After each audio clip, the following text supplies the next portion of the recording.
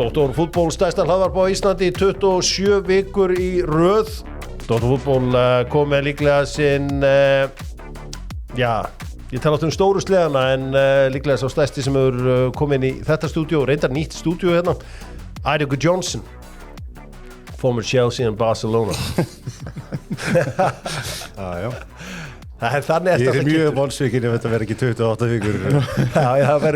Það er ákveðið áfall. Við mættir hérna út á Granda og þú ert alltaf bara alveg upp í Belgíu og einhvers staðar í Benelux-löndunum, þannig að þú varst ekkit hérna sem krakkið það á höfninni. Nei, rosa lítið. Og það tók mér alveg smá tíma að finna þetta. En mættu snemma á Grandan? Já, snemma á Grandan. Varst þú eitthvað hanga á höfninni eitthvað hérna? Nei, þetta náttúrulega, sko, nú get ég sem Reykvíkingur upplýst það, ég held ég sé á landfyllingu. Já. Ég held að það ekki eins og verið til. Ég held að, sko, fjörukampurinn bara var lengra að. Sko, þegar ég var lítið, þá var ég alltaf með pappa að skoða körinn, því hann vildi alltaf meina að menn var að ræna af sér körum og ég var alltaf að lesa á þetta. Hvað stendur hana? Maður eitthvað Miðnes, eitthvað Þorbjörn, ef það stóð njörður þá átti hann það, sko. Þannig að við vorum að njósna hérna á þessu svæði. Varst mikið hérna, þú líka bara gönnaði beintingað, eyður auðvitað eitthvað tíma, þú varst ekki eitthvað í Breiðholtinu? Jú, ég var alltaf í Breiðholtinu á sumrin bara þegar við komum, pappi fekk sumarfrí náttúrulega þegar hann var í boltanum, þannig að það var aðeins þar og ég held að flestir landsmenn viti nú hvaða vitleysingar hafa fylgt mér síðan. Varstu aldrei í skóla á Íslandi? Jú, ég var frá 7. bekk. Já.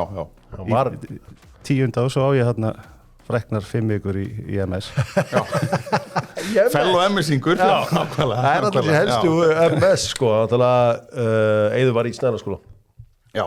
Þannig að eins og þú. Já, við erum bara báðið. Herra Snælanda ekki? Ég hef 2 ár í röð minnum. Það er rosalegt að vinna í 9. bekk, sko.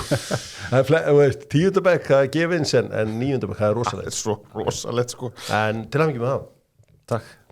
Ennþá mjög stoltur af því. Já, Dr. Fútból auðvitað hér með Sóla Hólm sem með risasýningu jólin, Jóli Hólm. Sko, Sóli, þú náttúrulega það er svo sem ekki auðvitað, það tróðfyllist allt og þú varst kannski aðeins og grófur fyrir 2 árum síðan, minkaðir þetta aðeins. Já, þú æsti mig ómikið upp. Ég æsti aðeins. Þú peppaði mig ómikið yfir á grófur og ég er að bakka svona síðan þá. Ég var að pæla einu, sko. Má ég velja eina eftirhermu og getur þú sagt við Eðismór að hann verði ekki í liðinu í kvöld? Já, bara droppunum bara tilkynum ég á einn uppáhald sem að þú er aldrei hendi neina sýningu eða neitt en þú tekur hana svona þegar við gerum okkur glaðan dag. Þetta er Arnar Viðarsson, landsþjálfari og hann er fá Arnar Viðarsson til að tilkynna Eiður það að því miður þá er hann ekki í liðinu í kvöld. Sko ég nefnilega er að vinna með Arnar þegar var svona mesta rokið í kringum hann, þegar hann gefið allt sem hann sagði á blaðamannafundum, þá var einhver talsmaður mættur Eiður út í hann og hann var svona orðin stressaður og röddin var farin að titra, þannig að Heiður, ég get ekki láta þig spila í dag. Við þurfum að koma að spilatíma fyrir unga stráka og þú ert auðvitað að verða 50 innan örfára ára og aftur þá þurfum við að gefa þessum ungu strákum séns á að spila en því miður. Já. Þannig að þetta var Arnar Viðarsson að tilkynna þér og þú spilar ekki í dag. Þetta er sennilega jafnsvekkjandi og þegar hann var valinn besti leikmann á tómamótinu og ekki ég. Mér sem ég man eftir því. Það er Dr. Fútból með Túborg á Íslandi og Túborg getur keypt gegnum Smáríkið. Smáríkið sendir þetta beint heim til þín, Dominos Pizza og Dr. Fútból. Dominos, þar sem Jón Bakan var í gamla daga í Kópavogi í Nýbýlaveginum. Þar hefur væntanlega kíkt einhvern tímann, Eiður. Já, mér minnir mér að mamma hafi unnið þar í smá tíma. Jón Bakan? Já, eftir að fluttum til Íslands. Jón Bakan var það Pizza 67 ég meina Jón Bakan var á Nýbýlaveginum og gerði frábæra hluti. Dr. Fútból alltaf í ræktinni að sjálfsögðu minna á fitnessportinu með Dr. Fútból til að henda spurningunu í Eið Smára Guðjónsson og svo er ég með sér spurningu fyrir Sóla. Spurningin þessa vikuna er svo hljóðandi Eiður og þetta með tölvutek aldrei með veg. Móti hvaða liði skoraður flest mörk?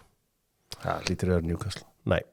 Það er að segja heildarmörk á móti liði og þú byrjar að skora á móti þessu liði á síðustu öld. Ég ætla að gefa Eiður Smára smá tíma til að hugsa þetta, minna á það að Ninja Ísinn er í tölvutek og hann er að hugsa okkur núna. Móti hvaða liði skoraðan flest mörkin? Já, hann hugsaði strax Newcastle því að hann á ótrúlega mikið af goal contribute sem móti Newcastle, mikið af stóðsendingum, mikið af mörkum en hann skoraði meira með þessu og þú hefur skorað með þessu liðið með mótið með það ekki. Já, mótið og já, hvaða liði heldur þú skora flest mörk á móti? Þú skoraði á mótið í nokkrum keppnum Charlton. Nei. Þá veit ég ekkert. Þú spilaði með þessu liði? Í alveg? Já. Þú raðaðir inn mörkum, skoraði fyrsta mótið 99? Nei. Þú skoraði fyrsta mótið þessu liði 99? Og ég spilaði með? Já. Fulham? Já. 7 stykki. Það er ekkert annað. Já. Skoraði fyrsta mótið 99. Þú veist að malla inn mörkunum á móti Fulham. Svo ertu að skora eitthvað á Van de Sar þarna líka. Já. Þannig að bæði Van de Sar hjá Fulham og United. Já, þannig að Nei, ég maður ekki. Þannig að ég þessi komur óvart. Já, ég hugsaði alltaf Newcastle af því að Hvað eru þau mörg á móti Newcastle, veistu það? Þau eru 6 en ég held að það sé 5 stóðsendingar. Þú veist, það er einhverju haugur stóðsendingur líka og það eru mörgana og svo eru líka bara næstu lið á eftir Arsenal, Manchester United og Liverpool. Þannig að það voru þessi leikir sem að kveiktu í okkar manni. Herðu, markið sem Ríó skoraði á mánudaginn. Það var lengsta aldurskapp milli stóðsendingar og markaskora. Já. Í sögu úrstildina. Sala gefur á hann. Já. Þó að Szoboszlai láti boltan fara og þá farin ekki eitt fyrir það. Nei. Metið áður 82 Liverpoolmenn. Getur þú giska á hvaða? Já. Ian Rush og Michael Owen. Það getur við giska en rámt. En rámt, já. Ok. Í Premier League. Já, sko, þeir spiluðu náttúrulega í Premier League Ég giskaði á þetta sjálfur og ég var með rámt. Þú varst með rámt, já. Sama ég. Nei, ég giskaði á John Barnes á Michael Owen. Ok, ég ætla að segja að þetta sé Steven Gerrard og Ben Woodburn. Nei. Myndur þú treysta þér í þetta eður? Nei, ég bara horfa aldrei á Liverpool. Þetta er Gary McAllister á Steven Gerrard. Já, ok. 2000. Já, þetta er hljóð sem að Sóli Hólm þekkir á sýningunni sinni. Er ekki alltaf breykarinn hérna? Jú. Alltaf eftir hvert góðan brandara, Já. mikið hlátur, klapp, lús, hendum með hennan. Þá er þetta ekki átt spilað. Nei, tvisar á sýningu. Dr. Fútból og Sony tækin með enska boltanum. Við fengum stórar fréttir áður en að ég fæ eins mánu til að powerranka. Þá ætla ég að fá hann aðeins til að kommenta á að Jose Mourinho er farinn frá Fenerbahce. Kemur þetta, hann náttúrulega datt út fyrir Benfica sínu gamla félagi í fórkeppnismeistaradeildina. Kemur þetta óvart? Já, duttu nefnilega út. Nei, í rauninni þegar maður fylgist með svona fréttir af tyrkneska boltanum. Að þá geta lili úrslit bara verið nóg til að reka menn. Og ég held að þetta er alltaf leiðilegt og sérstaklega þegar maður sér fyrirverandi stjóra sinn látin taka bókan en ég er nokkuð viss að hann komi heim með eitthvað í töskunni. Þú er ekki miklar ágjur á það? Nei, ekki miklar ágjur á það. En sko, það er svo magnað hvernig fótboltaferillin virkar þó að þjálfaraferillin sem mun lengri. Þá er þetta tíminn á toppnum oft svolítið stuttur. Þá er ég að tala um alveg topp. Hann náttúrulega kemur þetta hjá ykkur sem Evrópumeistari og er algjör topp þjálfari þangað til kannski til 2015 hjá Chelsea. Svo er þetta aðeins kannski, þú veist, bara til að vera sengjað. Ég meina, hvað heldur að býði Jose Mourinho núna? Ég held á endanum að hann taki við landsliði. Já. Ég held að hann sé hugsanlega, þetta er bara algjörlega svona mína pælingar og mín skoðun. Ég veit ekki það sko. Nei. En ég held að sé hann er þreyttur á þessu svona dagstaglega undirbúningur fyrir hver einustu æfingu, fyrir hver einasta leik, helgi eftir helgi. Fara út í landsliðsjálfum. Ég held hann hafi nú einhvern tímann sagt það, hann ætli að taka við portugalska landsliðinu á góðum tímapunkti. Sko, það eru 2 gig sem gætu verið að losna í enska boltanum. Það er að segja West Ham. Og West Ham finnst mér einhvern veginn, mér finnst þetta gott fit. Finnst ég? Já. Ég veit hvað það er það ekki bara af því við viljum fá hann aftur til Englands og hlusta á bull í honum. Ég held að það muni aldrei gerast. En Nottingham Forest, nú eru alltaf að vera vitlaust þar.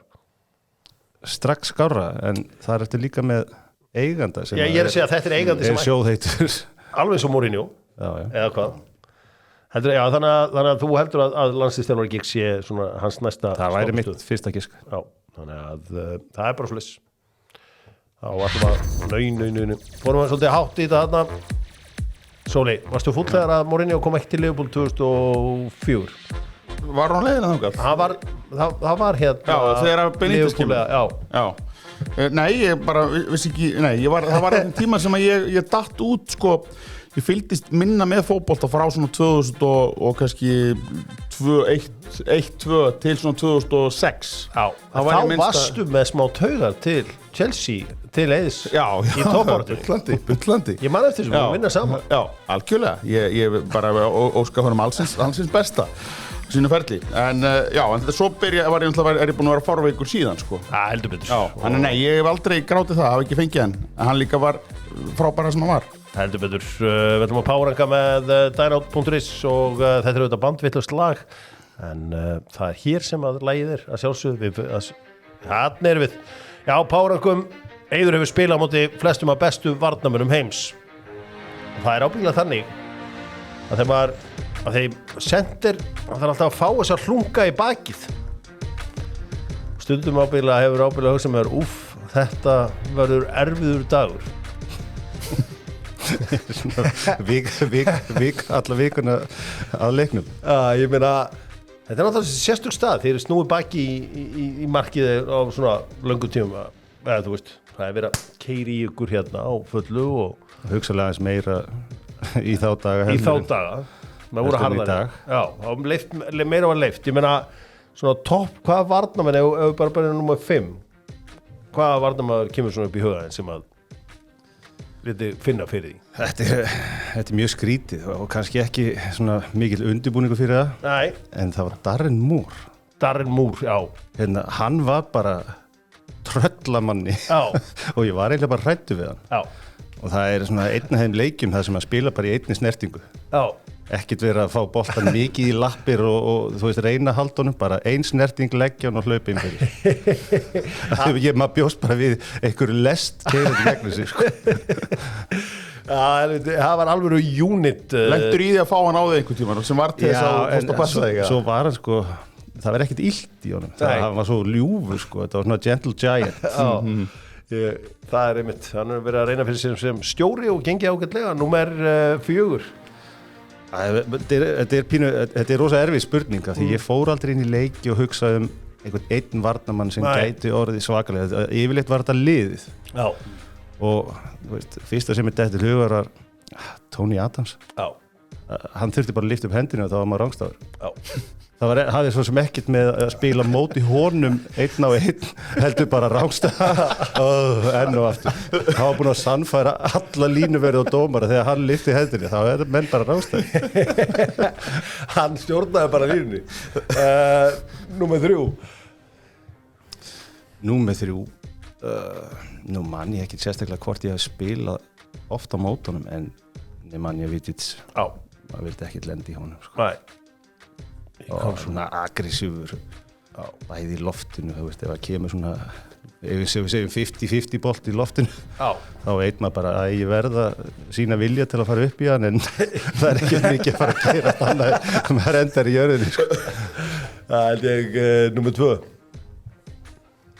Sol Campbell. Já, það var gæinn sem ég var að hugsa af því að hann var svona unit þarna á ákveðnum tíma. Já, fljótur, sterkur, ágætis fótboltamaður en fyrst og fremst varnarmaður og maður hugsa alltaf það er eins gott að maður vera á tánum og líka búin að taka arbeiðunar í vikunni, sko. Já, en þú skoraðir alltaf eitthvað á hann og svona. Já, ég skoraði eitthvað 1-2 allavega, 1 í meistaradeildinni, það sem að ég kjötaði hann svolítið, sko. En það var ég tilbúinn. Búin að éta vel fyrir leikinn og allt klárt. Ég meina, hver er þá númer 1 í þessum varnarpælingum? Sko, bæði spilaði með honum, þá var hann ekki orðið sá leikmaður sem hann varð. Jafnstam, við mig góður. Ég myndi ekki vilja hitta hann í Dimmu Húsasundinni. Nei, sko, bara harður og bara fysiskur og hann fór bara í gegnum henn. Og ef hann gerði ekki með hótunum, þá bara líkamlega, sko. Já, ég meina, en svona af því að hann er svona ungur þegar þú metur hann, Sergio Ramos. Og var hann svona... Jú, það sjálfsögð, maður fer alltaf inn í ensku úrvalsdeildinni einhvern veginn af því að... Svo fysikal. En Ramos er mjög fysikal. Ég spilaði líka móti Fabio Cannavaro og hugsa, ok, þetta er ekki auðveldur dagur fram með það en eins og ég sagði hann, þá erum við að spila mútið Real Madrid, þannig að kannski ekki einhver einn sem að tekur út og hugsa þessi verður erfiður, þetta verður aðalega bara erfiður leikur, sko. Sóli, hver er harrasti varnarmaður sem þú spila á mútið? Það er ykkur í sporthúsboltanum Hlynur Hauksson. Hlynur Hauksson, já. Það er endur harður varnarmaður, það er á ferðinni. Hver er númer 2? Ég var Págarann Kólmanans. Mér finnst þetta áhugavert bara hvaða sendir, hvort að þið sem eru sendir eru að pæla í þessu, að sé bara einhver maður og taka ykkur og berja ykkur í 90 mínútur. Þetta snýst líka aðalega að tala við sko, sína liðsfélaga og ekki gefa mér 50-50 bolta, annarkvort í lappir þar sem ég get lagt hann eða bara innfyr til að lendi að láta varnamennina elta sig eins. Já, þetta er nefnilega ofta alvöru unit þessir hafsendar. Svo líka þessum tíma var þetta að taka svona dörti tói treyju sem dómarinn sá ekki, en núna er það ekki hægt lengur. Já, þú gast verið með Martin Keown sko bara andandi í hálsmálið og nakkan og bara eltið inn á klósett í hálfleik sko, hann bara... Já, það held ég, skemmtilega listi, við ætlum að skoða aðrar fréttir, Orkan með Dr. Fútból, Orkan með bensín og dísil og allan þann pakka. Arnar Gunnlaugsson var að velja nýjan landslýshóp. Svo sem ekki margt sem að koma okkur óvart, ég meina, sko, Sóli, börnin þín ekki ennþá komin í landslið. Nei. En það er bara gerist. Já, það hlýtur að koma að því ef þeir eru eitthvað frá móðu sinni, sko. Já, og þetta Hemmi líka. Já, Hemmi, já, hann er með nafnið, heldur betur.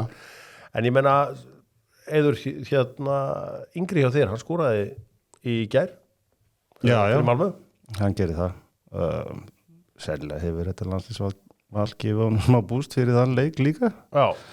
En hann hefur verið að fá mikið af mínútum og spila alltaf stærra hlutverk fyrir Malmö sem má segja, rísaklúbbur allavega á Norðurlöndum. Hvað er hann gamall núna? Hann býtu. Hann 19 ára. Sko, hann í hópnum og ég meina þegar þú ert að velja svona landshópa, þegar þú nú verið báðum megin við borðið, þú verið fyrir liðið og búin að taka allan pakkan með landsliðinu. Þú veist, er þetta, þú veist, er þetta erfitt verkefni, margir, þú veist, er það hringi leikmenn sem eru kannski númer 24, 25 sem komast ekki í hópinn eða er það bara tough luck? Það er bara rosa misjafnt. Það getur þá verið, fyrir allt eftir hvort að menn hafi verið lengi í hópnum og allt í einu ekki með, þá getur vel verið að þjálfarinn taki í símtali eða aðstofþjálfari. En ég las náttúrulega viðtölum við Arnar í vikunni og ég get alveg tekið undir það að þetta er höfuverkur og það getur vel verið, sko, stundum hjá landsliði ekkert alltaf bestu fótboltamennir sem spila að mínum mati heldur hverju fitta best inn í lið og hvernig viltu spila og hverju mótorinn og hvaða leikmaður hentar kannski best akkurat á þeirri stundu. En við verðum bara að treysta því að Arnar sé búin að stúdera þetta vel og þetta sé hópurinn fyrir þetta verkefni allavega. Já, Sóli, varstu hrifinn af þessu liði? Var eitthvað sem stakk í augun? Nei, ég get ekki sagt það. Nei. Þetta er ekki bara frekar basic. Já, Brynjólfur hefur gengið hann að Andersen. Já, en sko, var ekki ykkur fleiri strækjara líka, Stefán og ykkur sem voru svona að banka. Já. En eru ekki bara með það sterka strækjara núna? Ég held að það þurfi bara að gera ennþá meira til að komast inn. Sko, Eiður, það er kannski, það er auðvitað keppt víða stöður og við erum nokkuð öflugir fram á við í dag með Hákon og Albert og þessar leikmenn. Markmannsstaðan er auðvitað áhugavert. Það er nú ekki, ég hef nú svo sem þú sagði mér einu sem frá því og þú veist, þegar þú talar fótbolta þá er eitt að fáu skitt sem ég þegi. Þess að tala ég svona lítið í dag, sko. Þetta er bara mesta kólefnisjöfn og þekkingu sem þú getur með, bara með mann með þessa reynslu og ég er ekki með prófíl á KSI.ri, sko. Ég er bara En ég meina, þú sagði mér einhvern tíðan frá því að þú sko verið æfingum í 21 landsliðinu og bara Elías var að verja bolta sem þú hafi bara ekki séð síðan í Chelsea. Bara verið og á þeim tíma var Elías í hópnum hjá okkur 21. liðinu. Hákon kom inn í rauninni sem svona þriði markmaður og Patrik var hann líka. Og það er ein æfing sem að sitja bara í mér. Það er svona stuttspil 5 á 5 eða 6 á móti 6 og ég held að Elías hafi nánast haldið hreinu sem bara óskiljanlegt. Það ekki hægt. Það á ekki verið hægt. Því að það dynja skotin bara á 10 sekundar fresti. Við erum gott úrvala markmennu núna, góðu markmenn. Virkilega gott og það dálítið magnað ef við tölum landsliðið hvað þetta kaplaskipt. Við áttum alltaf í smá brasi með markmenn einhver tíman þó að mínu uppáhald markmaður var alltaf Birkir Kristinsson og uppáhalds manneskja. Við áttum sterka varnamenn, alvöru uppmaldir, bara varnamenn, stóri sterkir, kannski svipaða týpur og vorum að tala áðan. Miðjumenn, flottir og svo fram á við þokkalegir, þannig að þetta var allt bara svona þokkalegt og nú allt í henni bara geggjaði markmenn, okkur vantar varnamenn og með þess mikið talent fram á við eins og við höfum átt sennilega. Já, ég meina frábær talent, ég meina manstu kynslónu undan þér Eiður, þá fóru bara sóknarmenn bara í vörnina, bara Atli Eðvaldsson skora 5 mörk í búndeslíkuna, það var í vörnina, Eyjólfur Sverrisson það var nú aðeins búið að líða á fyrirlinni Já, þú veist hvað við sóknarmenn urðu bara varnamenn þegar þeir eldust. Ég meina Sol Campbell byrjaði sem framherji og tóttina og endaði sem sterkast í hafsæti í heimi, en þetta er ekki galin hugsun sko. Nei, þetta áhugavert en landslið HM í Bandaríkjunum verður þar. Hefur þú trúið í Sóli að ég ætla að vera í Mexíkó persónulega? Sjálfur, já. Sko, það er allavega ekki náttúrulega núna finnst mér sem að ég þarf að sjá meira áður en ég verð bjartsýnn, sko. Ég verð nú að viðurkenna það, sko. Þannig að Þú verður kannski að horfa leikin, ekki bara lesa fréttina. Sko, já, ég horfði nú á eitthvað, sko. Ég er ekki, ég bara sjá hvernig eftir þetta hlé get ég svarað því. Finnst þér líklegt að við förum á heimsmeistaramótið næsta sumar? Ég meina við byrjum bara á góðum úrslitum og ég held að ef við náum 4 stigum út úr þessum glugga að þá allt í henni bara orðið heiðskýrt aftur. Stigum út úr frökkum? Já, minna, þú veist, okkur hefur ekkert gengið svakalega illa á móti frökkum ef við horfum á fortíðina. En jú, það er smá bjartsýn í því. Það heldur betur bjartsýn í því. Náttúrulega þú varst inn í KSÍ á sínum tíma. Þú veist, þegar þú hugsaði tilbaka tíma sem varst sem aðstoðar aðstæðurvæði. Það var mjög skrítinn tími. Fer ekki stundu bara svona eins og bara gerðist þetta í alv? Jú, það er náttúrulega skrítinn tími og líka heimsfaraldur. Það var bara allt í gangi einhvern veginn og við tveir trúðarnir að svara fyrir allt, hvort að við ættum að vera með grímu eða ekki á æfingu.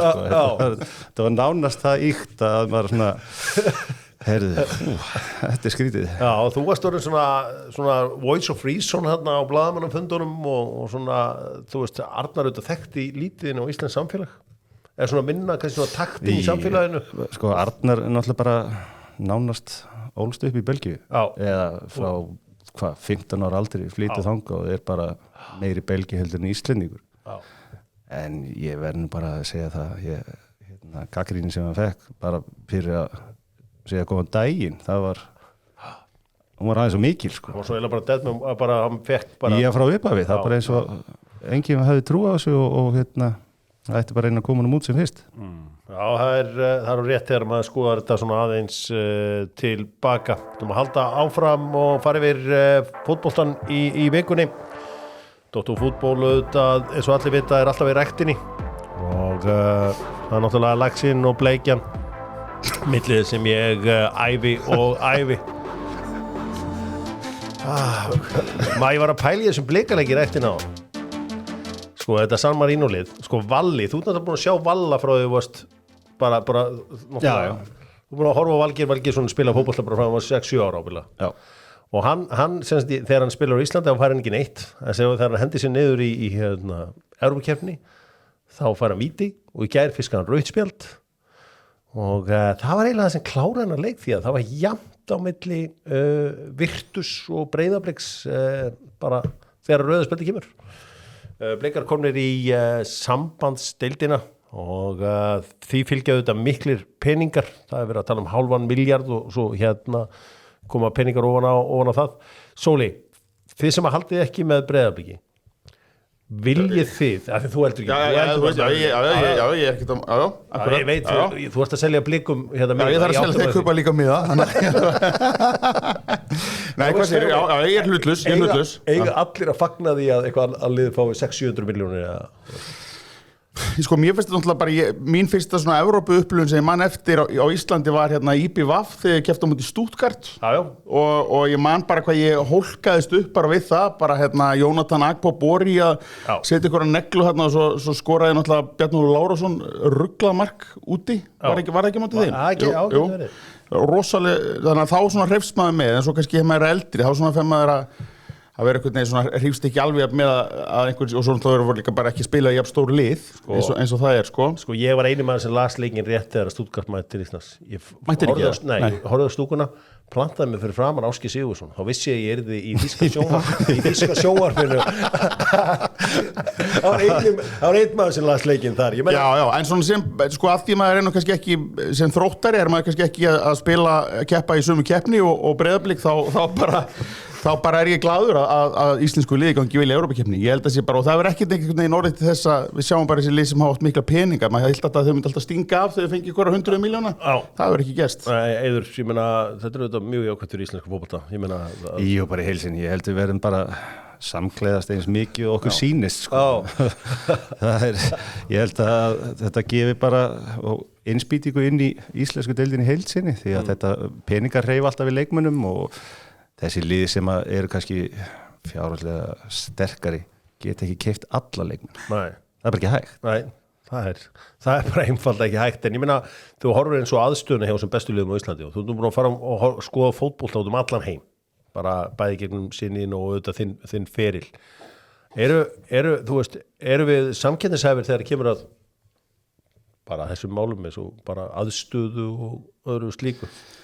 Ég kannski miðað við það að við köllum okkur ennþá hálf atvinnumannadeild, þá er þetta bara allt í lagi.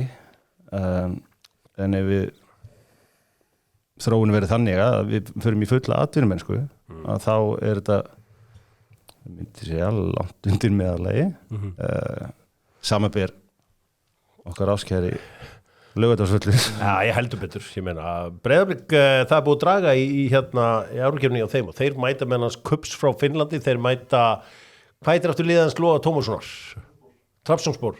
Samsungspor og við vorum svona vonast til að þeir myndu Shakhtar Donetsk, það er náttúrulega alvöru lið sem þeir að fara að spila, þeir spilaðu þetta leikina sína í Kraká, Shamrock Rovers, Strasbourg, frakkarnir mæta einnig blikunum, þannig að það er svona verið að draga þetta og Lusein sem að sló út Ole Gunnar Solskjær og lærisveinar hans í Besiktas í gær sem þýddi það að hann misti starf sitt. Ekkert Fiorentina þarna, það var svona það sem að voru vonast eftir, hefur verið gaman að fá þá, en vonandi bara gengur blikur sem allra best í þessu, er búið að draga, allt búið, þannig að þetta er... Og þeir mega að spila bara sínu vellið, ekki? Ég held það. Það var allavega þessi... Fyrra, ekki? Jú, Víkingarnir spiluðu þannig fyrra og ég gef mig bara að það sé ekkert mál. Herðu, við ætlum að halda aðeins áfram. Hér er Dr. Fútból með HS Orku búin að mæna í nótt. Já, það er frítt rafmagn á nóttunni. Herðu, það er allt í hleðslu. Það er allt í hleðslu. Maður bara mæna í róleðutunum og svo er bara lagt inn á mann. Já, þú mænar, já, auðvitað, já. Þessar tölvur hérna sem þetta hérna, það voru að mæna í allan nótt. Þið þekkið ekki, þið er ekki að mæna, hvort er þetta? Herðu, hérna, Ísland er að spila í körfubolta og Eiður þú auðvitað einn af þessum, ég hef spilað körfubolta, þú mást ekki eftir en þarna á Snælaskóla á sínum tíma þá voru bara allir út í körfubolta. Já. Þá bara, og Ísland voru að spila í gær og töpuðu fyrir Ísrael. Hefur þú séð vídeóð af Martin Hermannssoni og Sigtryggi Arnar verið að halda upp í bolta? Herri, já. Voru ekki eitthvað að vitni í því það væri að Þetta er upplifa mig. Þetta er færni. Ég er ekkert viss að, á einhverjum tíðabúti hef ég getað þetta og smelt í þetta, en það er ekki sens að ég geta þetta í dag, sko. Martin Hermann, hann lúkar eins og fótbolta. Við erum líka náskyldir, þannig að... Já, ok. Það er bara hann í Húsavíkurættin. Hann er þaðan, já. Þetta vissi ég... Jú, ég er nokkuð vissu það. Nei, Laugavatn. Laugavatnin. Já, ég myndi held ég vita að hann væri Húsavík. Ég væri búið að segja mér svona 200 sinnum. Þetta svolítið cool, þetta múl Sigtryggur Arnar gera þetta. Herðu, en kannski við erum núna einblíðin á góða hlutina því að Ísland tapaði fyrir Ísrael. Sko, ég ætla náttúrulega ekki, af því að Eiður, þú hefur aldrei tjáð neitt annað en fótbolta og svona bara dipló í öllu utan knattspyrnunar. Það hins vegar áhugavert að sko, við vorum að undirbúa leikinn og þá, eða semst mótið, þá koma Pólverja með nýjan kana fyrir Evrópukeppni í körfubolta. Bara eitthvað, Pólverjar með nýjan kana og maður bara svona, það var bara hægt. Þú veist svona, þetta auðvitað annað umhverfi. Þetta annað umhverfi og maður oft furðar sig á því hvað mikið erlendum leikmennum í landsliðum í handbolta til dæmis og að menn geti gert þetta bara viku fyrir mót. Já, viku fyrir mót. Hvernig hefur getað fundið í NBA sem nennir þessu með okkur? Nei, líka þetta sko að því að þetta ekki fótboltan og það mátti ekki hafa spilað 2 ár með einhverja landsliði, ekki? Er ekki eitthvað svoleiðis, já. Þarna bara getur þú tekið leik bara stuttu og í handboltan sérstaklega, bara stuttu áður og svo bara tekur bara eins og sérst að flakka milli félagsliða, virðist vera. Sko Eiður, það verður auðvitað þannig að þú ert alin upp í Belgíu og hérna náttúrulega ógeðislega góðu fróðu bara smákrakki. Var ekkert verið að íti þig í Belgíu og Hollandi, herðu, veldu? Já, ég held að það aðalega verið sett spurning fyrir mömmu og pappa. Já. Ég hafði ekkert það að segja. Nei. En þegar einhver tíman kom upp og þá fannst mér það mikill Íslendingur að sérstaklega alltaf eftir sumarfríin, þá bara, það var alltaf betur og betur íslensku á þessum 5 vikum sem ég var hérna, 6 vikum. Svo gleymdi ég henni í 10 mánuði og reddaðist aftur. En svona, eins og þegar Aron Jóhannsson ákvað að spila fyrir Bandaríkjum, sem náttúrulega auðvitað frábært spilur á Bandaríkjunum og betra peningarlega og annað slíkt. Hefur þú einhvern tíma velti fyrir þið, þú veist, ef ég hefði nú bara spilað þetta með hollenska landsliðið og verið í úrslitaleikjum, undanúrslitaleikjum. Nei, menn hollenska landsliðið hefur skrítið, ekkert með Holland að gera á þeim tíma. Nei, þú ferði þetta 15 ára til Já, ég meina það verið skrítið að fara að breytum passa. Mér fannst þetta með bara fyllist að stór fyrir. En Belgía? Nei, ég hef aldrei fengið þá tilfinningu. Já, belgar að sjálfsögðu, það hefði verið eðlilega. Þeir belgar líka bara skrítnir. Já. Þú fættur það ekki í Belgíu? Nei, en ég fór út bara 2 mánaða gamals. Hefur þú séð þáttinn hérna Arnór bestur í Belgíu? Þar sem þú út í garði að setja hann alveg á fullu. Já, ég var ábyggilega að sé þáttinn í belgíska sjónvarpinu. Já. Var þetta í belgíska sjónvarpinu? Já, ég held að RÚV hefði framleitt þennan þátt. Nei, nema það sé annað þáttur. Þú ert það út í grasi, út eða einhverjum grasbala fyrir utan að hamran að það fyrir utan. Já, var eitthvað atrið þar sem pabbi þykist verjan? Jú, það eitthvað svoleiðis sko. Ég maður líka að heyra einhvern mömmin að segja einhverja sög að þú verðast í drepi einhverja nágranakonu og lúðraður honum yfir næsta garð. Já, ég var bara það ungur að þetta bara allt sögur sem að hefði búið að segja mér sko, við verðum bara að trúa þeim. Já, nákvæmlega. Við förum ekki að ljúga þetta. Nei, ekki móðum þín líka. Þið Dr. Fútból heldur áfram að fara við stóru fréttinar í boltanum, stóru fréttinar með vinum mínum í Nokko, honum alla vinum mínum sem að spila með mér golf í Pólandi, takk fyrir það Alli, indislegu maður. Já, voru það að hlusta á Champions League-lægið eða? Já, vorum hlusta á Champions League-lægið og kannski eitt lið sem þarf ekki á ágjörð að hlusta á Champions League-lægið, það er Manchester United. Því að ég var á með sopa nokkuð ég hugsaði að þetta er perfekt tímasetning að fá sér í sopa hérna tap á móti Grimsby jafntefli ok sko, þetta er alveg bara djók svo sem sko fyrir því sem Liverpool-mann, þetta er náttúrulega verið hilarious. Ég sko kemur upp í síma hjá mér að staðan sé 12-12 og ég bara ég gerir ráð fyrir þessi vítaspyrnukeppni. Þannig að ég ákvað að kveikja og ég sá þarna, hvernig þetta til borðu fram? Mbúmó, neglunum í slána. Eða ekki neglunum, en svona tippaðunum eiginlega í slána. Og það var, ég var ekki sár. Nei, ég er ekki alveg trúa því. Þetta er náttúrulega alveg meinfindið, ég átti á því. Hérna, Eiður, þú er náttúrulega mjög skýra svona pælingar hvernig á að spila fótbolta og annað slíkt. Ég meina þetta 3-4-2-1 kerfi. Þú meina þetta sem ég hef ekki skýra já, þú hefur þetta svarum við gerði þetta hérna. Ok, wingback system. Já. Ertu aðdáandi? Ekki sérstakur aðdáandi.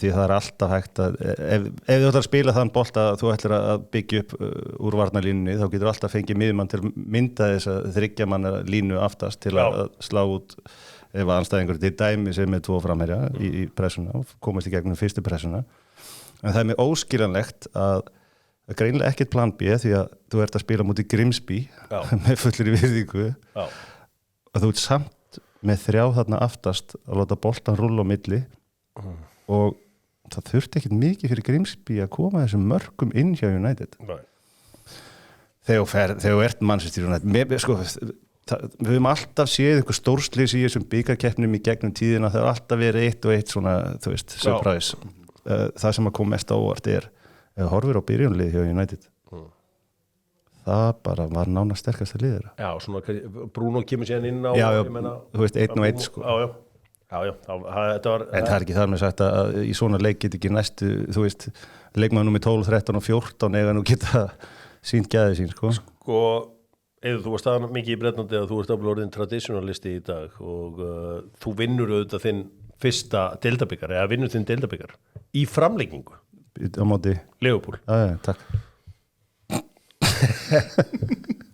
2005, þar sem að þú leggur upp einmitt í framlenginguna móti, setur hann, ekki Kesman sem að skora ég er svona dundraði boltanum fyrir, ég minna að fara í Markmann og Kesman fylgir eftir allavega, en þú vinnur þetta í framlengingu ég meina, er þetta Ameríkuvæðing fótboltans að við séum fannir að sleppa framlengingum ertu hlindur því ef að þetta verið þróunin?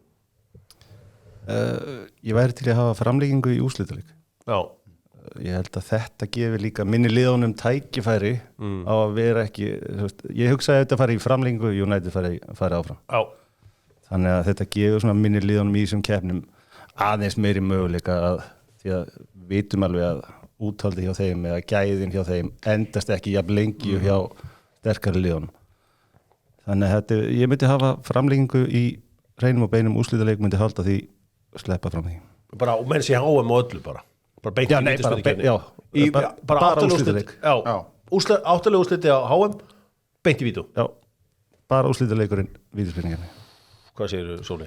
Var ekki eitthvað tíma að tala líka að stytta framlegginguna hún er svolítið löng sko mínar bestu minningar á vellinum er í framleggingum remontada leikurinn hjá Manchester United núna í april og úrslitaleikurinn í Katar Argentína, Frakkland þannig að það er í framleggingum ætlar að taka þetta af mér? Ég er eiginlega sammála Eði Smára ég bara met hans þekkingu mikils og þetta bara að hoppa á þennan vagn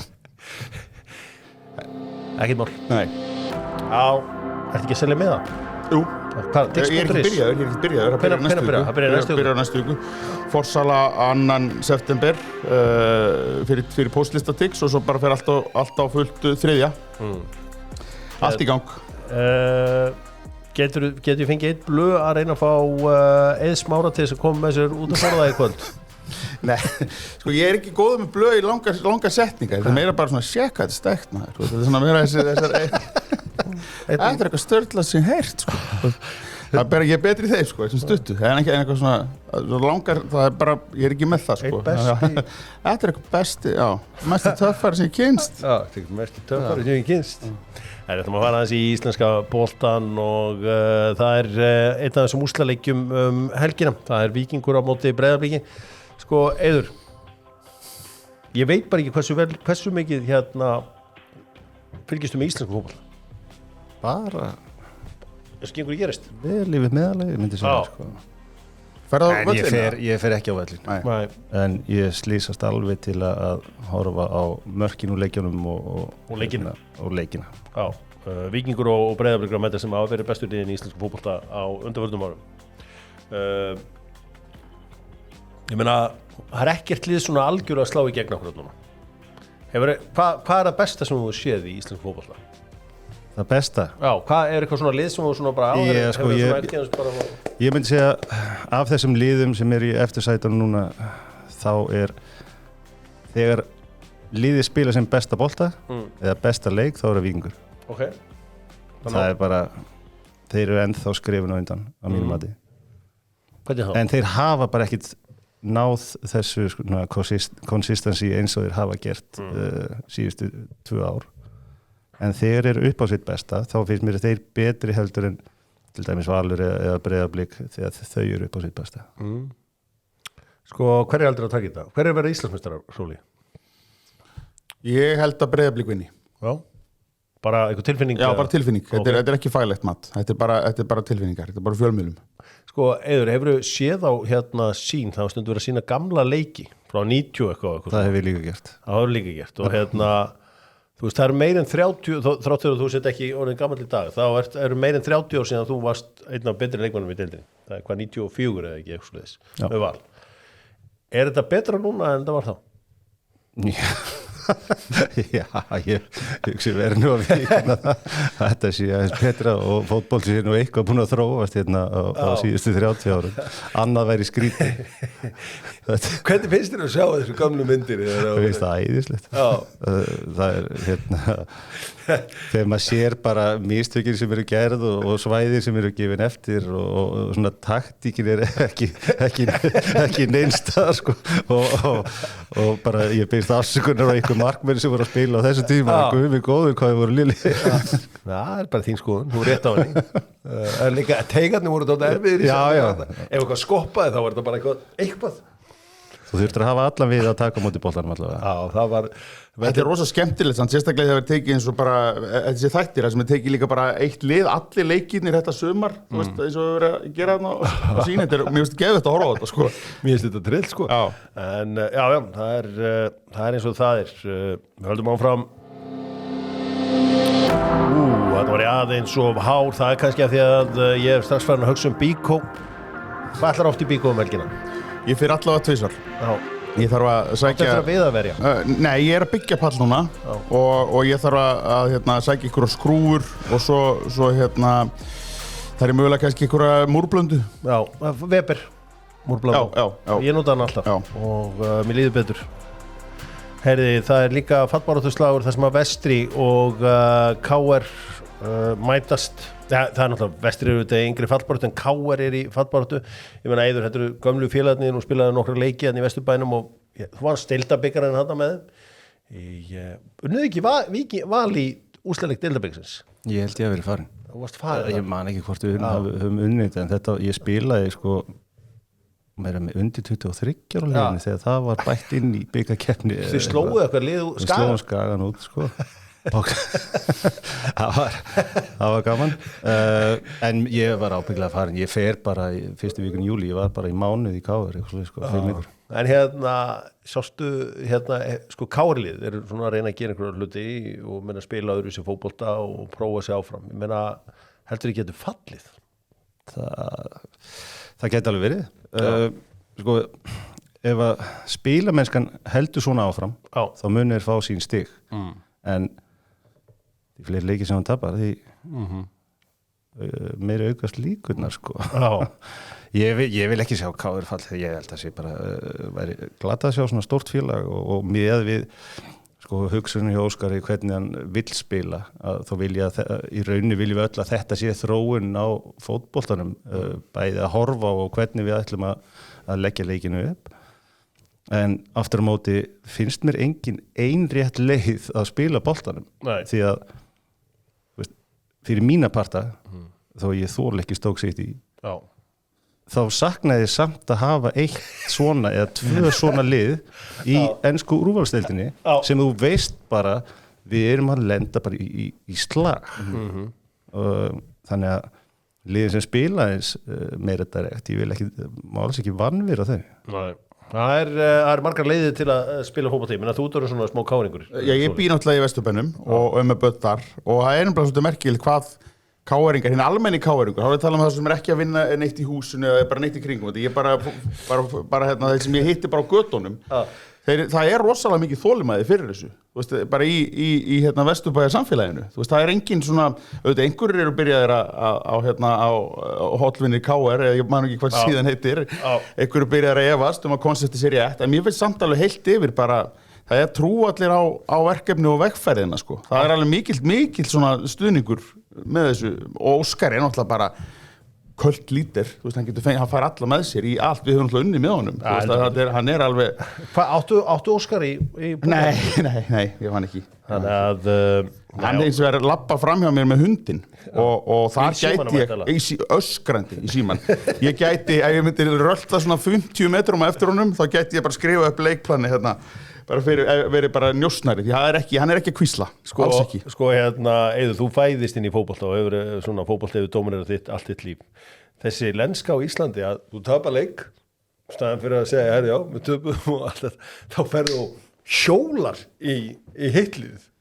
Þetta er eitthvað sem við kunnum sem að engir aðrir í Nei, maður sér þetta ekki oft, nema á Íslandi og það er yfirleitt þessi frægasæting, já, bara eitt lið sem vildi spila fótbolta og bara eitt lið á vellurum en því miður þá töpum við og Arnar Gunnlaugs byrjaði nú á þessu og með sko öll tölfræði var Víkingsmegin nema þessi eina sem skiptir máli en þú veist, svo náttúrulega þróaði bara liðið sem að maður sér alveg Óskar geta gert af því að Arnar Gunnlaugsson gerði mjög svipað og var í rauninni í fallbaráttu en taldi alla trú það að þetta væri vegferðin og honum tókst það svo sannlega þannig að kannski er þetta bara vegferðin sem káir á eftir. En Arnar þroskaði, eða svona kannski þroskaði, ég veit ekki hvað þú veist hvað hann breyttist hann varð meira direkt og þú veist hann aðeins svona fullutna. Jú, menna það kallast líka bara að þróa sinn leik og þróa sinn leikstíl. Þú veist við Íslendingar, við munum aldrei geta sætt okkur við það að við séum samba fótbolta þjóð sko. En það er alveg hægt að finna leiðir hvernig við spilum boltan á milli en það þarf líka að taka ákvörðunir. Það má líka á milli og... Já, það má líka bara lúður honum upp í stúkan að slægi sko og ertu út í pressu. Ef ég verið þjálfur, ég var alltaf með línuna sko, ég vil ekki vinna fótboltaleiki svona. Mér finnst það alltaf besta lína. Ég hef ekki viljað vinna leik svona, ég hef búin að tapa. Ég vona Eiður Smári og félagir í Stjörnunni síðan sáttina. Þetta er sérlega eina skipti sem ég var sammála þegar að Andrés Iniesta sagði þetta hjá Barcelona þegar við unnum á 90. úti á móti Espanyol 1-2 og hann fyrir viðtal og segi fínt að fá 3 stig en svona viljum við ekki vinna fótboltaleik. Það er einu skipti sem ég trúði setningunni. Og hún kom frá sigurvegarunum sko. En þegar svo sem tapar að segja, ég hef ekki viljað vinna leik svona. Ég ætla að kíkja á þetta allt saman, Dóttor fútból og fara að grilla alla helgina, fara fyrst í ræktina, svo fer ég og grilla. Byrja að taka góða æfingu og fæ mér svo kjöt grillaða, beint frá Kjarnanfæði. Þetta er Afturelding FH, þetta er Vestri KR, IBVF, IA, Stjarnan KA, Fram Valur og Víkingur Breiðablik. Sóli, ég ætla bara einbeina þig núna. Já. Afturelding FH. Ég ætla að segja 1-1. Vestri KR. Já, þetta er fyrir vestan. Ég ætla að segja þetta er tilfinningabett. Ég ætla að taka 1-2. 1-2 fyrir KR, IBF, IA. Það var röskir. Já, ég ætla að segjum bara helviti röskur. Segjum bara 1-0 fyrir IBF. Stjarnan KA. 2-0 Stjarnan. Fram Valur. 0-2. Já, og Víkingur Breiðablik. 1-1. Það held ég. Þá erum við komnir með þetta. Auðvitað bara 2 umferðir eftir af venjulegu móti. Förum yfir í Garðheima sem er góði heimurinn í Breiðholti. Já, þar er góður heimur og það er Garðheimar. Nú, það er auðvitað sko, Eiður, má ég útkljá eitt hérna fyrst við erum komnir í lengjudeildina. Sko, náttúrulega eins og vorum að fara yfir á þú ert alveg upp í Belgíu og varst bara einn eitthvað á sumrin. Með hvaða liði heldur á Íslandi? Ég held svo sem ekkert með einu liði sérstaklega. Það eru margir sem hafa eignað sér Eið Smára. Já, ég er alltaf smá íringur. Ég ólst upp þar og svo fer ég yfir í Val, þannig að ég er svona alltaf smá valsari og svo bara spilaði ég með KR í stuttan tíma, þannig að alltaf smá KR-ingur í mér. Þú veist, svo var ég að þjálfa með venna, þannig að ég held alveg smá með Þrótti, sko. Það er alls konar í þessu. Ég hef ekki sko, verið á Íslandi sem barni og úlingur og lengi til að virkilega eigna mér eitthvað lið. Sko, það er alveg menninnan HK sem halda Eiður Smári haldi með HK.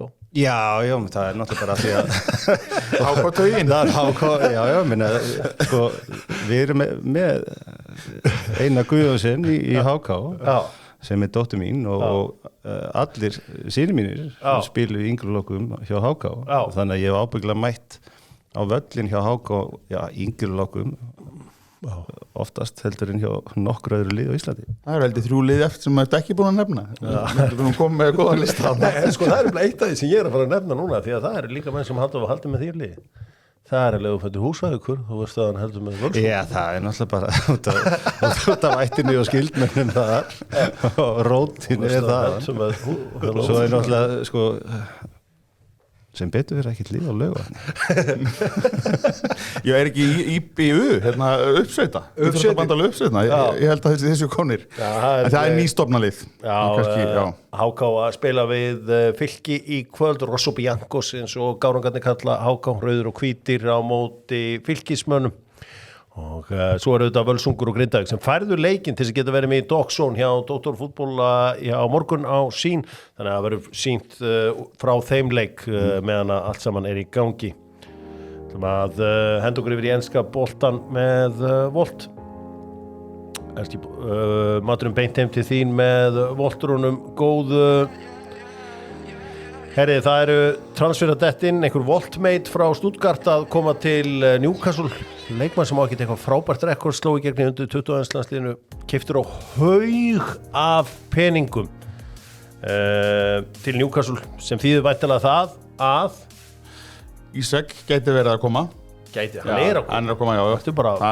Það er líklegt. Já, Voltmate þessi er... Hefur þú hefur ekki einu sinni, veist ekki hvað gæðir? Jú, hann var mikið látið með hann á EM 21 í sumar. Já. Ég hef séð bara... Hann lúkkar ekki 21 árs. Nei. Hann er vist 2 metrar ekki, er hann gefið 2 metra hæð? Þetta er stór strákur. Ég heyrði að hann væri 203. Já, ég var ekki alveg... Þið munið þegar íslenska landsliðið undir 21 árs fór í lokakeppni, fyrsta sinn. Já. Þá var það þeir sem byrjuðu keppni, þannig að margir hverju voru orðnir 22-23, við veitum ekkert hvort þetta sé U21 leikur. Sko. Nei, en 23, já, það sést þarna. Já, hann er 23. 1,98, ég bætti á hann 5 cm. Bættir aðeins á hann... Market value 33, en hann bara keyptur 85 milljónir, ekki? Jú, Tottenham voru að kaupa leikmann, þeir voru að kaupa Xavi Simons. Já, það er komið, já. Það er risadæmi og þeir eru búin að vera flottir, samfærandi, finnst mér. Mér varst einhvern tíðan var ég að hlusta eitthvað á Rás2 og bara óvænt þegar enginn gat náði í Eiðsmára og það sem ennþá erfitt þá var bara einhver útvarpsmaður Rás2 sem var með Eiðsmára línni og spurði hann bara með einhverju heldur í enska og þá sagði Tottenham. Já, það var þannig, þetta er alveg stórfurðuleg saga sko. Pabbi er náttúrulega að spila úrslagleikum á Tottenham. Ég var náttúrulega fótboltasjúkur sem barn og þegar mamma nefndi ekki fram úr með mér helgar þá var bara fundin einhver vídeospóla af fótboltamörkum eða mörkum sem pabbi skoraði og þar var eitt leikur Tottenham mútið Luton þá horfði ég á þann leik ég er búin að sjá þann að leik svona 50 sinnum sko. alltaf sama og þá voru þú veist Archibald og Glenn Hoddle og þú veist fleiri þannig að út frá því hugsaði ég Tottenham, þeir spila svo flott og þetta gæti alveg verið liðið mitt. Já. Svo náttúrulega kemur að því að pabbi spilar úrslitaleik í Evrópukeppni og klúðra víti sem verður til þess að ekki það víti verður til þess að Tottenham vinnur það. Þá dó svolítið stemningin á heimilinu að ég skildi svona halda eins með þeim sko. Já. Þú enda síðan að spila fyrir Tottenham. Já. Sem var skemmtilegur tími. Ég er náttúrulega bara Chelsea maður. Já. Það fer ekkert á milli mála. Það held ég, við ætlum ekki að byrja eins og enska boltan á Chelsea, við ætlum að fara í Liverpool-leikinn því að Arsenal og Liverpool mætast í stóru leik helgarinnar. Það eru flestir á því að þessu 2 bestu liðin í ensku úrvalsdeildinni þessar mundir og leikurinn klukkan 3:30 á sunnudaginn, bæði lið með fullt hús stiga. Arsenal höfðu smá heppnina með sér á Old Trafford meðan að Liverpool höfðu heldur betur heppnina með sér á St. James's Park en það er nú það sem að fylgir þessum bestu liðum. Sóli Gjörðu svo vel, hér eru spjöld. Já. Hér erum við að gefa einhverju með Happy Hydrate 9 leikmennir hjá Liverpool. Já. Gæti ég fengið nefndu nafn Frimpong Hvað ætlar að gefa honum svona fyrir byrjununa sína? Sko, mér varst það mjög góður á móti Palas í skildinum. Svo var náttúrulega var hann... Svona, ég ætla bara þetta bara einhver hvernig þið líst á það. Já, ég meina mér hvernig líst mér á hann bara... Ekki gefa öllum 10 samt. Nei, ég ætla að segja bara Frimpong, ég þarf að sjá meira, en hann fær solid 7. Það er 7. Já. Milos Kerkes. Sko, hann hefur ekki verið nógu góður. Og ég ætla ekki að hvernig mér líst á hann, ég veit að hann verður góður, hann þarf bara að venjast í að spila í góðu liði. Já. En ég ætla að segja þetta er frammistöðingun. Já. Þetta er frammistöðingun til fyrstu 2 leikina og það nær bara rétt 6. Það er 6. Já. Florian Wirtz. Já, þar eru væntingarnar miklar. Já. Og vermiðin hár, þannig að maður bjóstu miklu en hann þarf meiri tíma en ég held að hann muni breyka eftir svona 3 mánuði. Ég held að það muni sko koma seinna við höldum en það mun þá koma með bang en hann er bara rétt, hann er bara í miðju skilur, hann er bara 5 núna sko því að væntingarna voru svakalega miklar og hann þarf bara að aðlaðast þessu mennska bolta sko Svo er ekki tíki Já Það er 9.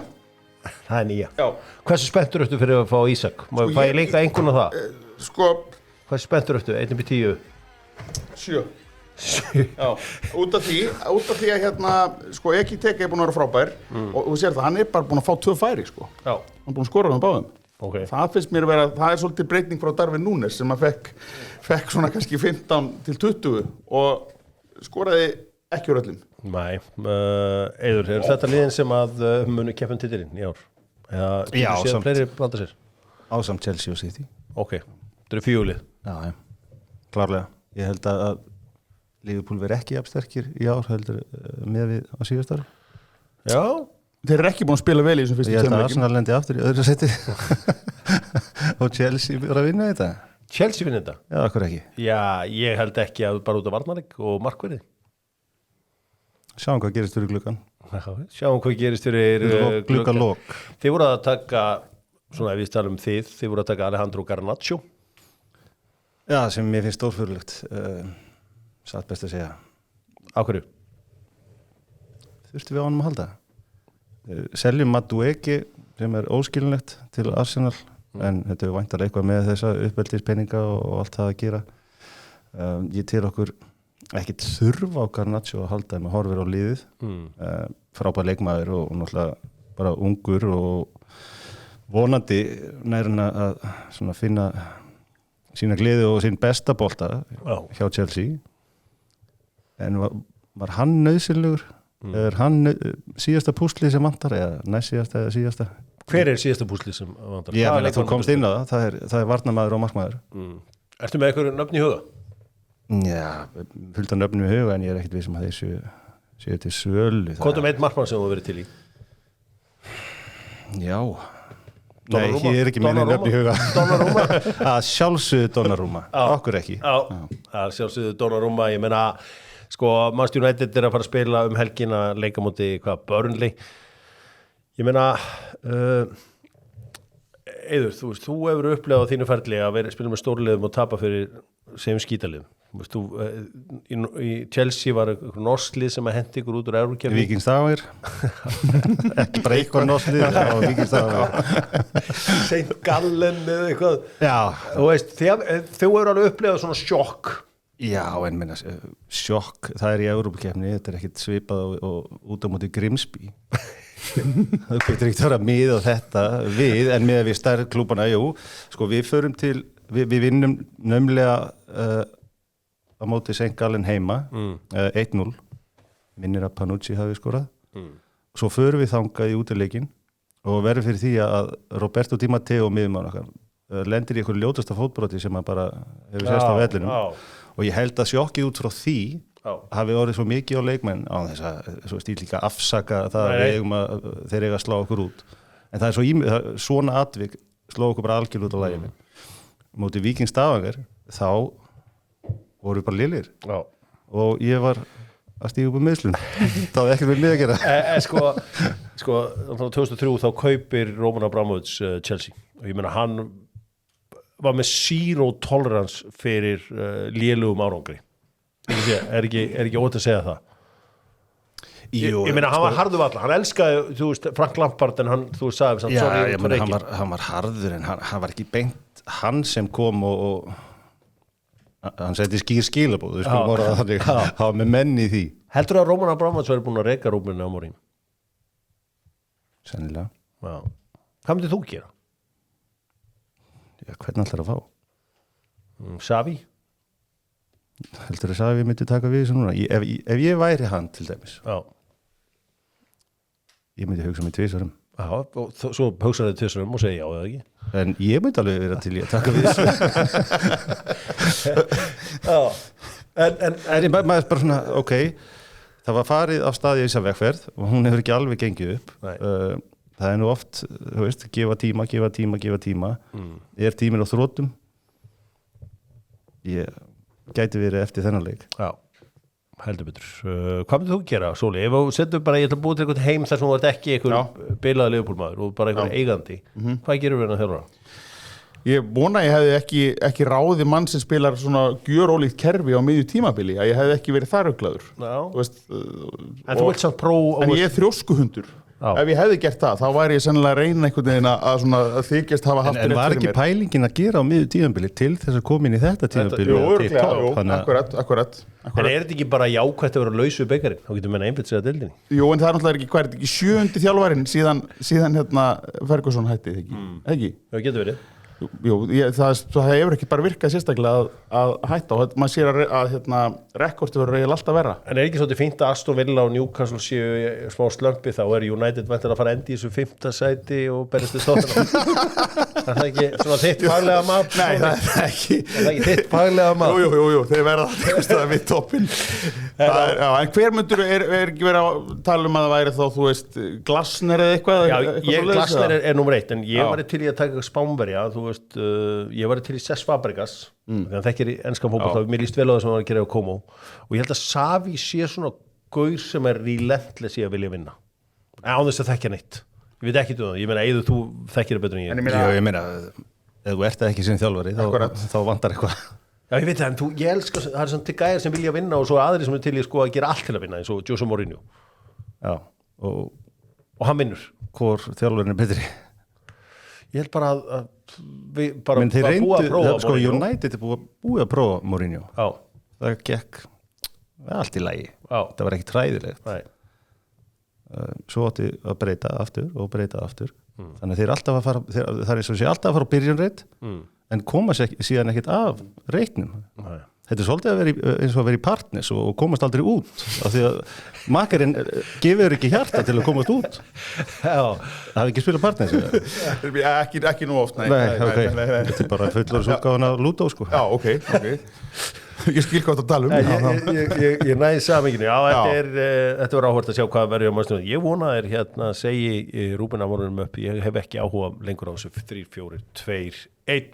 Nú, það var ekki bara Manchester United sem skeit á sig í vikunni því að Leeds United töpuðu fyrir Sheffield Wednesday, mjög óvænt fyrir barnaliðið Sheffield Wednesday, þess að þeir eiga enga leikmenn í raun og veru og Dominic Calvert-Lewin fekk einhverju 18 færi þarna og var að setja þetta fram hjá yfir og ég veit ekki hvert.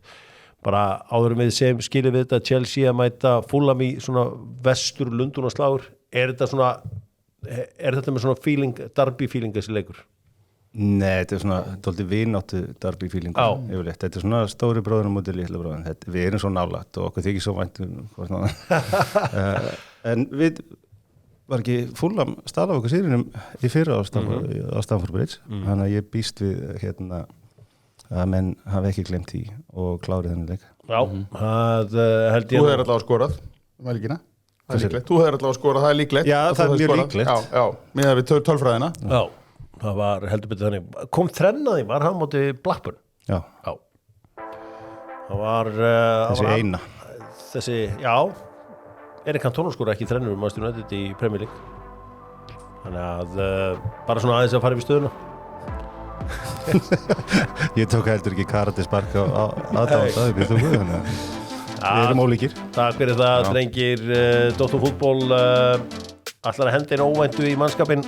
Það er af því að ég er að fara að líma og setja dúk á þakið og eftir þegar ég er búin í ræktinni. þá fer ég Einar á og klára það allt saman. Drengir, vinnerar vikunar, vinnerar og lúsirar. Vinnerar sjálfsögðu Grimsby Town. Vinner í vikunni Daniel Guðjónsson sem að skoraði í Evrókeppninni og var valinn í landslið 19 ára gamall. Áttu fleiri vinnera. Sóli Hólm að tilkynna sýninguna. Næsta vika myndi ég segja ég tek hana en sko vinnerar, já Breiðablik, $500 milljarður. Já, það er flott, En segðu mér eitt bara, hvað var Jason Daði? Var hann meiddur eða? Hann meiddur, já. Jú, Breiðablik. Ætlar að segja Jason Daði vinnur þó að hann ekki. Já, hann var vinnur. Bara horfða á sína menn, taka United algjörlega. Já, Eiður kannski með einhver, ég ætla að hugsa Ég ætla að segja að vinnir sér líka Trent Alexander-Arnold því að hann fara að mæta aftur á Anfield við, það var dreigð í meistaradeildinni og svona glamur tæið í því öllu saman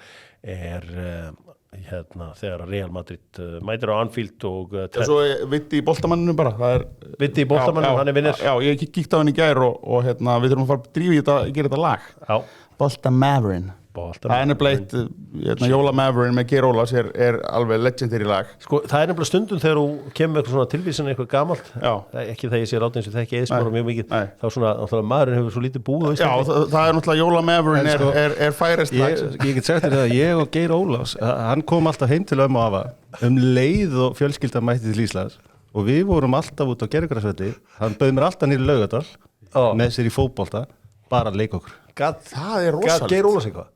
Já, hann var góður fótbolta tæknilega bara virkilega góður Þetta var svo gott þegar þetta lag kom þá fór hann til Jóns Kristins Snæholm í INN og hann að kynna lagið góður áhorfendur í kallfæri hér Geir Ólafsson og Maturinn og svona fíkur í Geir Ólafsson Jólamavrin svo bendur hann svona Jólamavrin og það það sem við þurfum að ná í og fá hann með í Boltamaverin heldur betur Boltamaverin, gera lagi, þú ert náttúrulega byrjaður á því heldur betur, ég er byrjaður á því lúsir, við ætlum ekki að velja neitt lúsi ég ætla kannski að segja þessi þjálfar í íslenska körfuboltalandsliðs Craig Peterson sem talar ensku með dönskum hreim ég bara nenni ekki að hlusta á þetta lengur og við töfum alltaf öllum leikjum þannig að ég og Manchester United á kannski ekkert nei, hvað voru þetta smekklust það er búið að taka framlengingarnar Já, ég veit, það er það, ég elskar knattspyrnusambandi frekar fyrir að taka framlengingarnar í burtu Já, þetta er allt þeim að kenna Þetta er allt þeim að kenna strákum við slum fara á spurningarnar sem að dælast á Dr. Fútból við ætlum að fara í neyða já bara hér alveg í lokin neyða já, að sjálfsögðu með vinum okkar í Æsfjörður og það eru ótrúlega mikið af spurningi ég var nú alveg það er bara fáránlega mikið af spurningum á hverju gekk Eiði alltaf svona vel að spila mútið Newcastle Jón Júlíus Karlsson sem er með seinni 9 podcastið bara skemmtilegu völlur að fara á þeir voru með lélega varnamenn ég minna þú veist, Andy og Brian kom á Nei, ég þekki þetta myndur þú segja að Mikael Essien sé vanmetnasti leikmaðurinn á gullaldtímabilið Chelsea? Ég segi alltaf að sá sem er kallaður vanmetin það verið að meta með því að segja það en sko fyrst þegar hann kemur til Chelsea mér fannst ég verið að horfa á Mike Tyson í takkarskum og það naut sterkur og virkilega góður í fótbolta en við erum bara við legendir erum orðin svo margir sko nei, hann er alls ekki vanmetin og hvað það hjá stiðnismenn Chelsea Nú, var aldrei eftirsjá hjá Eiði að velja ekki handboltan eftir æfingar í HK í Kársnesskóla? Já, ég á eina dúnuringu í HK en ég var bara tekinu umferð strax þannig að þá hugsaði ég með mér, hvaða leikur er þetta? Ég fæ ekki snöra með. Já, tekinu umferð. Já, það er samt rosalega virðing í því að vera tekinu umferð. Já, ég var bara miklu, ég kunni ekkert sko, ég var bara miklu stærri en allir hinn. Já, má ég sjá má ég sjá, þetta menn að spyrja hvort að Amorín verður reikinn fyrir jól, neða já. Ég myndi halda það. Með hvernig þetta hefur verið þarna. Neða já, fyrir eftir jól. Já. Nær Arsenal að vinna á Anfield helgina, Sóli? Nei. Já. Já, það er aldrei svo eru spurningar hér sem að má ég sjá. Þetta er svo endalaust hefur Messi eða Ronaldinho kloppaði á æfingu, ég verði að koma eina svona. Það er 100%. Rakaður því í alvörunni með þessar frægu myndaðir þessum að þú ert að rakaði fyrir frá Englandsbikarinn eða varstu bara svona, var það for the cameras?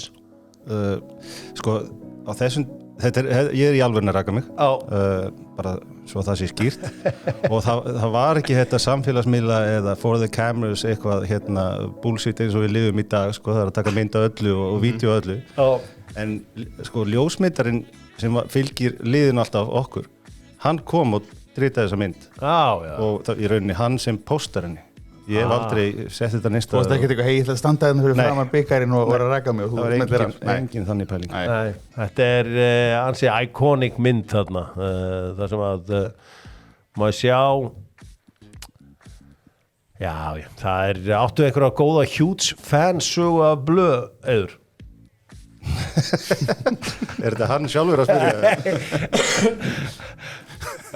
Já, við erum einhvern tímann í New York höfum farið þangað á leiðinni ábygglega, ég man ekki hvort við erum á leiðin til Las Vegas í einhver svona strákaferð og við sitjum í morgumat og ég er náttúrulega helfeskur, hann grautþunnur og svo lappar Randy Jackson inn American Idol og þá heyrist í mínum manni það er bara morgumata stemning Hey, Randy Jackson, huge fan Mér langar að hverfa Ég skal trúa því Og hvað með greið Randy Jackson? Já, hann bara, how you doing guys og svo bara restan áfram Randy Jackson, huge fan Ég var bara að gleyma Randy Jackson En að sjálfsögðu þá er blöðarinn Það sleppur enginn fram með á blöðarunum Huge fan Þú vilja rjánaði með þetta Já, það er endalust Ég er bara einn bara af því að þetta eru endalusa spurningar bara Sóli Hólm, sorry ég sé að spyrja eða svona mikið. Já, bara allt í góðu, ég myndi líka, já,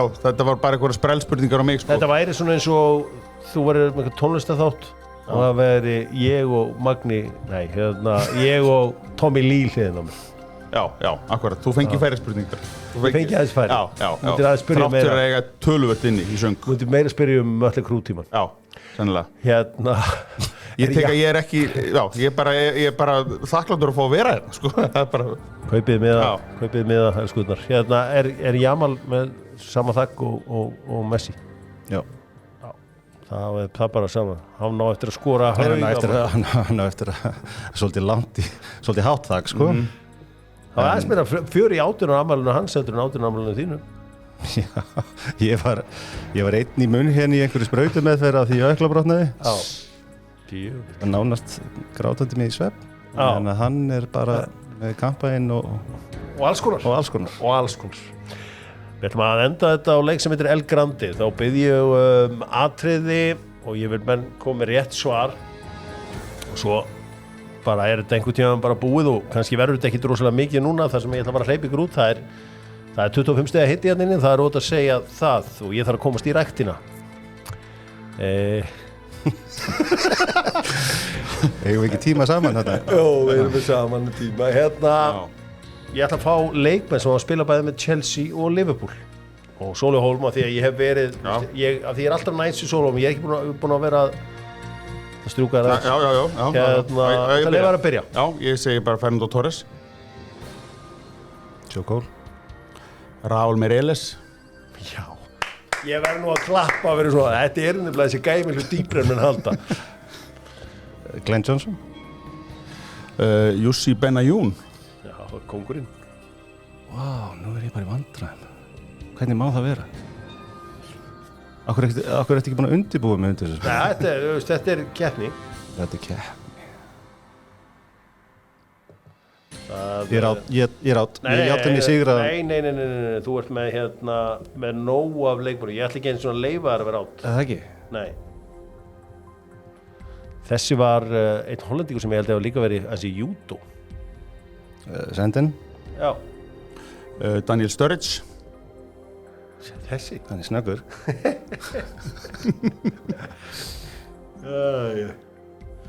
Hver hleypur svona? Sterling? Já. Viktor Moses. Herri, þú ert frábær Það eitthvað tricks í gangi Nei, ég sverða. Fáum grínista til að gera lítið og Ég ekki að Ég myndi aldrei gera það því að ég held aldrei með sóla í nefnum. Nei, ég held að þetta sé mögulega það eina sem getur unnið Eið Smára í. Það að þetta væri Liverpool og þetta væri eitthvað annað. Við getum dreipað þessi kemni, ég bara þannig að svitna hérna. Það er ég. Mér finnst bara líka gaman að Sóli Hólm hafi unnið þetta. Það eru góð nöfnarna, Viktor Moses og Raúl Meireles, þeir eru ekki svona, það sýnir þekkingu. Já, ég held að þú sýnt það. Ég meina, einn maður sem spilaði með öllum liðum og á gott gisk í öllum keppnum er Nicolas Anelka.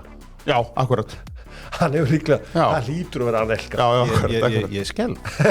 Ég er svo svektur. Þú lendir í Hólmarann. Svo leggur bara inn á hjöpa á eftir. Já, nei, svo bara, þú veist, fara bara með mér í golf og sé þá líður vel. Já, Eiður Smári tekið gólfið föstum tökum, ég hef séð hann spila, hann er góður í gólfið og ég hef séð hann fara inn á í öðru höggi á Parfimmu sem hann bara smellir þessu inn og hann er segur. Hvað ertu þá með í öðru höggi? Hann var með járn, þú veist með 5 járn. Já, 5 járn. Hann bara hamraði sín á. Menn að Hafleðarsson spilaði þetta með þér með að taka 7-3 lagði upp fyrir og svo bara fyrir sætti mig bara við Birdie. Já, sætti það. Er það þau gaman þessu gólfið eftir hættur í? Nei, ég er mjög gaman að því. Ég hef eiginlega ekki áhuga en öðru, sko. Þú veist, þið tengir kannski við þetta. Þú veist, það er svona maður hérna, en ég náttúrulega er á hægri vegferð í bætingum, en þó bætingum. Þannig ég byrjaði náttúrulega bara í vor fyrir alvöru. Þannig ég þarf að ná mér aðeins ná upp meiri gæðum áður en ég þess verður að spila með ykkur. Ekki setja mig inn í en hóp Eiður Smári, þú getur verið single digit handicap maður á mjög stuttum tíma. Hvað ertu núna? Ég officially 17. En þú ert miklu betur. Ég ætti að vera einhverstaðar kringum 12. Já, þú ert þar. Ég þarf að kaupa mér nýjan pútar. Það er eina sem að vantar upp. Það er eina sem vantar hjá Eiður Smára. Sá er að spila þess að daginn og að spila vel er maður að heyra og þannig að Dóttur fútból fer að hleypa mönnum út í góða veðrið á föstudegi. Mikill heiður að fá Sóla Hólm og Eiður Smára, 2-time Premier League winner og meistaradeildar winner. Ég hef verið í hóp í meistaradeildinni, það er að segja fórkeppni meistaradeildinar en bara ónótaði varamaður. Dóttur fútból, þakka fyrir sig, verið sæl.